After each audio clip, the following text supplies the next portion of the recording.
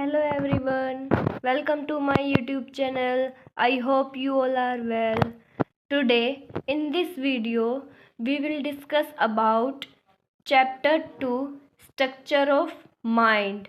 Let's start our video. Sigmund Freud has given the theory. सबसे पहले structure of mind की theory Sigmund Freud ने दी थी. He developed the theory and method of psychoanalysis, which came from his assumption that the human mind was divided into two parts.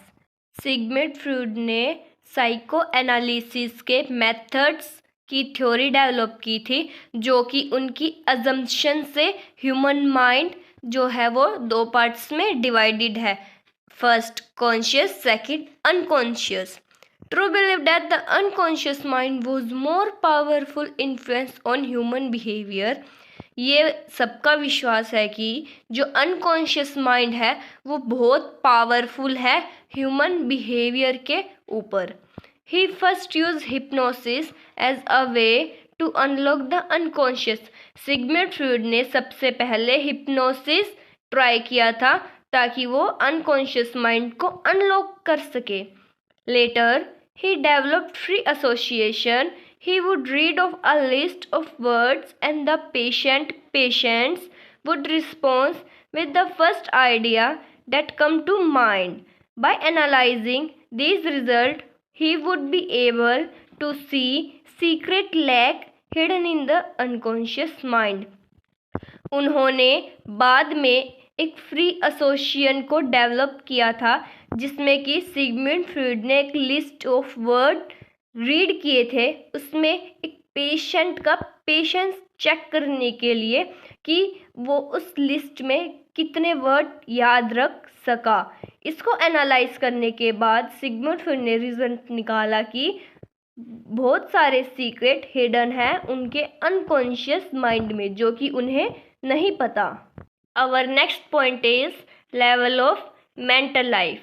There are 3 levels of mental life. First is unconscious, second is preconscious, and third is conscious. So our first point is unconscious level. Contains all the feelings, urge or instinct that are beyond our awareness, but it affect our expression, feeling and actions. First point जो हमारा unconscious level है, इस level में बताया है कि जो हमारी फीलिंग्स, अर्ज मतलब इच्छाएं और इंस्टिंक्ट जो कि हमसे बहुत दूर है, हमें उनका आइडिया भी नहीं है, वो हमारे अनकॉन्शियस लेवल में स्टे करता है. Second is pre conscious. Facts stored in a part of brain which are not conscious but are available for the possible use in the future by concentration.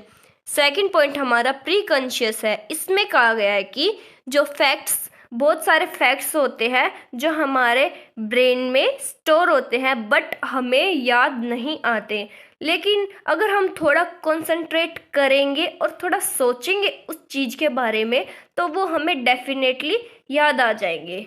And third point is unconscious level. Only level of mental life that are directly available to us. इस level में बताया है कि जो हमें present में याद है उसको हम कॉन्शियस कहते हैं, जो हमें तुरंत याद आ जाए. The awareness of our own mental process that is thoughts और फीलिंग्स. जैसे कि हमारे थॉट्स और फीलिंग्स ये प्रेजेंट में हमारे साथ होते हैं. Freud come to see personality as having 3 aspects, id, ego and the super ego. Sigmund Freud ने एक आइसबर्ग का ट्रायंगल शेप का पिरामिड बनाया है जिसमें उसने शो किया है कि इट, ईगो और सुपर ईगो में क्या है. इट हमारा कॉन्शियस स्टेट होती है, ईगो हमारी प्री कॉन्शियस और अनकॉन्शियस स्टेट होती है, बट सुपर ईगो हमारी लास्ट स्टेज होती है. All work together to produce all our complex behaviour. ये सारे एक साथ काम करते हैं कॉम्प्लेक्स बिहेवियर बनाने के लिए. इट जो है वो ड्राइव को शो करते हैं। आई वॉन्ट, छोटे बच्चे होते हैं तो वो बोलते हैं कि I want this, I want that. So ego reason होता है, थिंकिंग। अब हम थोड़े बड़े हो जाते हैं तो हम कुछ अपने पेरेंट्स से कुछ चीज़ मांगने के लिए थोड़ा सोचते हैं। सुपर ईगो होते हैं आई शुड, मीन्स ड्यूटीज। जब आप अपने पेरेंट्स के लेवल पर आ जाओगे तब आपको अपनी ड्यूटीज का पता चलेगा। So let's discuss in detail. First is id. Id means कभी कभी हम डेविल भी बोल देते हैं, जैसे कि I have two drives, sex and aggression. छोटे बच्चे अगर किसी चीज़ की जिद करते हैं कि मुझे ये चाहिए, तो उसको वो चीज़ चाहिए ना, तो फिर उसका एग्रेशन बाहर निकलने लगता है। Second point is responsible for the irrational and emotional part of our mind. वो थोड़े इमोशनल हो जाते हैं, वो भावुक हो जाते हैं और वो दूसरे लोग को भी अपने साथ इमोशनली कर देते हैं। Contains and permits desires, basic needs and feelings. मतलब उनकी कुछ इच्छाएं होती है कि हाँ मुझे ये चाहिए, मुझे वो चाहिए, जो भी उसे दूसरे के पास दिखे उसको वो चीज़ें चाहिए। completely unconscious and thus continue to function when we are asleep। वो अनकॉन्शियस स्टेज में रहते हैं, उन्हें पता ही नहीं होता छोटे बच्चों को कि क्या चल रहा है, क्या सही है और क्या गलत है। प्लेजर प्रिंसिपल होता है I want it and I want it now. अगर छोटे बच्चे जिद करते हैं कि मुझे चाहिए तो अभी चाहिए। It is too strong. Id जो है वो बहुत स्ट्रॉन्ग होता है क्योंकि ये बॉन्ड बिल्डअप करता है। Uncaring to others, self gratification होता है। इसमें सिर्फ छोटे बच्चे अपना फायदा देखते हैं कि हाँ अगर मैं ये करूँगा तो ठीक है। Second is ego. ईगो का मतलब कभी कभी मैंडेटर भी होता है। It functions with the rational part of your mind. ये आपके रैशनल पार्ट ऑफ माइंड के साथ काम करता है। Develops out of growing awareness that you can't always get what you want. आपको इस उम्र में आके ये नहीं पता कि आपको अब क्या चाहिए और क्या नहीं, आप ग्रोन अप होते हो। It task to mediate between id and the super ego. Ego में आप एक टास्क को फेस करते हैं जो कि इट और सुपर ईगो के बीच में होता है, एक्सटर्नल वर्ल्ड से। Therefore the balance between primitive desires, morals and health. आप इन दोनों में डिफरेंस को देखते हो कि हाँ परमेटिव डिजायर्स ज़रूरी है या हमारी मोरल्स या फिर रियलिटी क्या इम्पोर्टेंट है हमारे लिए। Ego is too strong that is extremely rational and effective but cold boring and distinct. Ego भी बहुत स्ट्रॉन्ग होता है पर कभी कभी हम भटक जाते हैं अपने रास्ते से।